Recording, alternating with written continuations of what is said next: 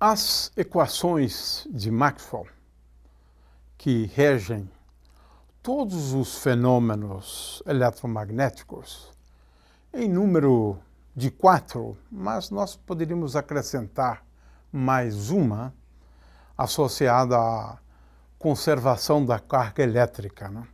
Essas equações foram obtidas por Maxwell e é claro que numa delas ele introduziu uma novidade conhecida como corrente de deslocamento, né?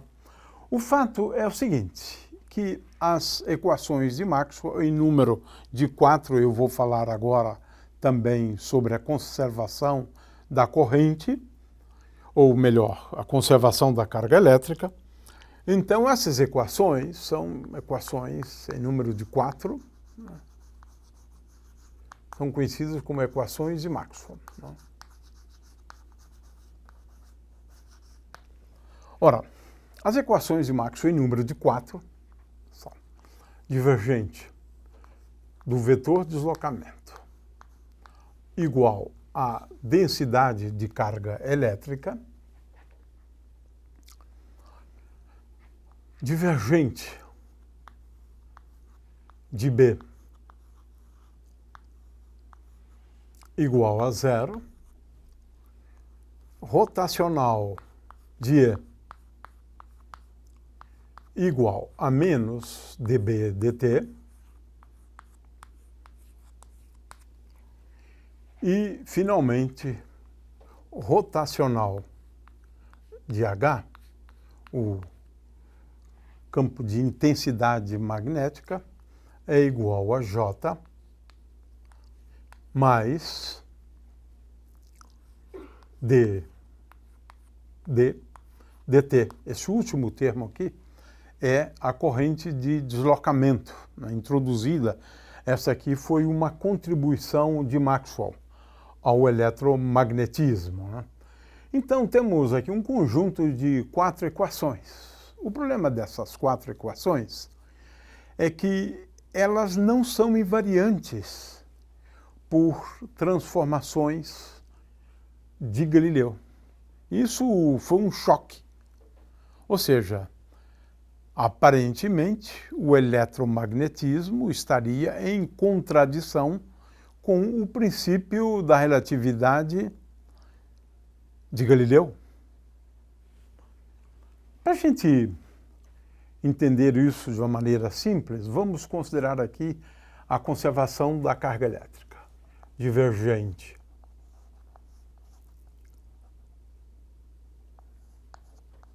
De J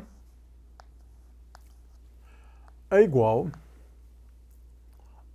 a menos dρ dt. Esta é uma equação que segue dessa, é uma consequência dessa equação aqui, né? Ora, o problema é que J, sendo J igual a ρ vezes V, então esta velocidade V que está aqui é a velocidade nesse referencial, por exemplo. E, claro, que esta velocidade num referencial, digamos, V', é igual a V, por exemplo, menos, agora vamos chamar de Vx, a componente x da velocidade. Ou seja, eu tenho que levar em conta a composição de velocidades, né? Porque a velocidade no primeiro referencial, por exemplo, V, é igual a V', a velocidade nesse referencial em movimento, mais, né, veja, mais, né, a velocidade do segundo referencial em relação ao primeiro. Sendo assim, J vai agora em J', onde J' é igual a ρ vezes V',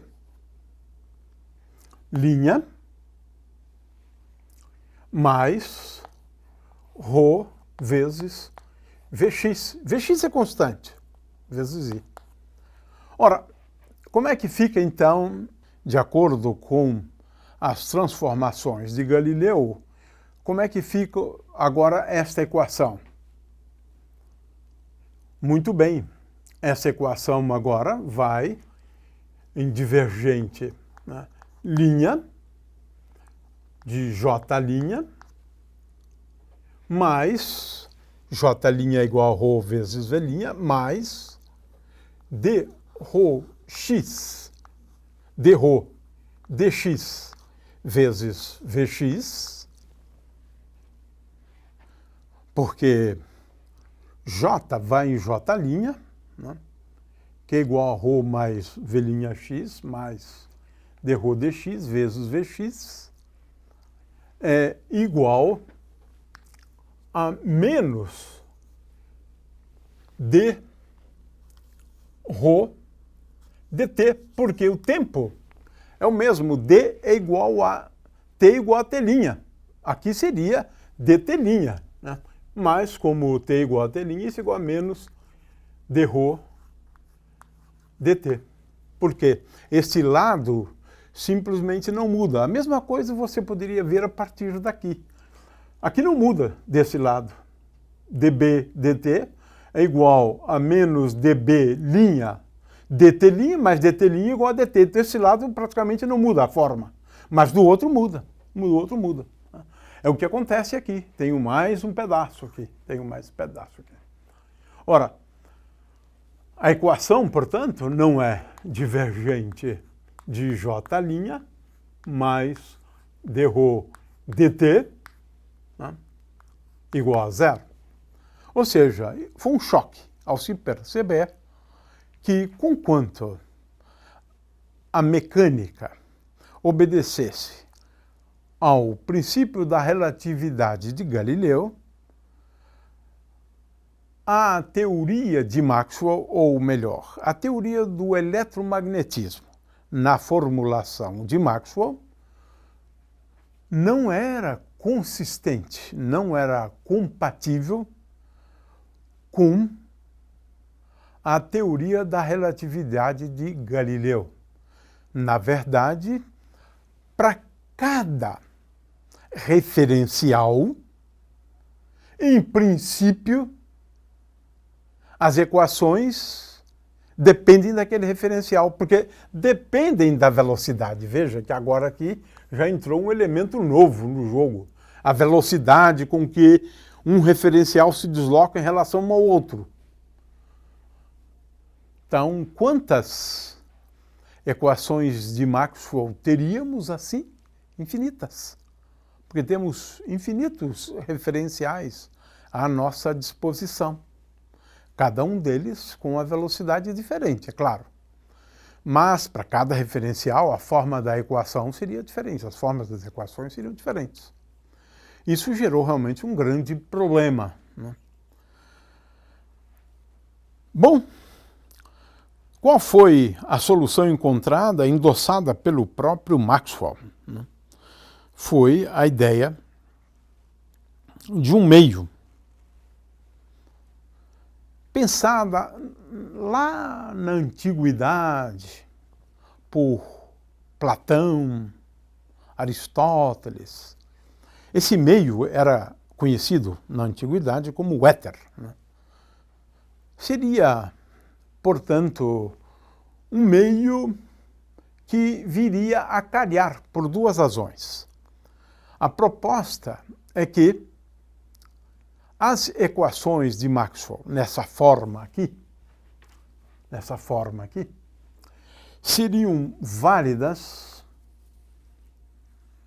nesse meio, conhecido como éter. Ressuscitaram o éter, né? É um meio, como talvez o ar, por que não, né? até se pode pensar como sendo um meio material mesmo. E a ideia do éter, ela veio a calhar por duas razões. Primeiro, para dizer que nesse referencial aqui, agora temos um referencial especial, sem a menor dúvida. Nesse referencial, essas são as equações do eletromagnetismo, as equações que regem todos os fenômenos do eletromagnetismo. Então, temos aí um meio todo especial. Para esse meio, vale as equações de Maxwell. Para os demais, bom, vamos aqui ver qual é a forma da equação para aquele meio, que depende da velocidade daquele meio em relação ao éter. Muita coisa depende, né, da velocidade, né, daquele meio em relação ao éter. Então temos um número muito grande de equações. Agora, o éter veio a calhar também, por quê? As ondas conhecidas até então eram ondas mecânicas, que têm a característica de terem a necessidade de um meio para que elas possam se propagar. É uma espécie de meio que dá suporte à propagação das ondas mecânicas. E a gente conhecia e conhecemos muitas ondas mecânicas, quase todas são ondas mecânicas, né? A matéria se movimenta, mas não se movimenta como a onda. Mas, de qualquer maneira, é preciso ter a matéria, as ondas mecânicas. Logo, precisaremos ter um meio também, parecido com um meio material, né, para que esse meio viesse a servir de suporte para a propagação das ondas eletromagnéticas. Maxwell, por exemplo, embarcou nessa ideia, muitos outros cientistas embarcaram nessa ideia, né, que durou cerca de 25 anos até se constatar que não existiria esse meio material, conhecido como éter, né? O fato é que, durante menos de 30 anos, passamos a acreditar na existência do éter, esse meio que dá suporte à propagação das ondas eletromagnéticas, esse é o primeiro papel, e que, nesse meio, nesse referencial, as equações de Maxwell têm esta forma. A partir daí, ressuscitamos uma ideia do tempo dos gregos.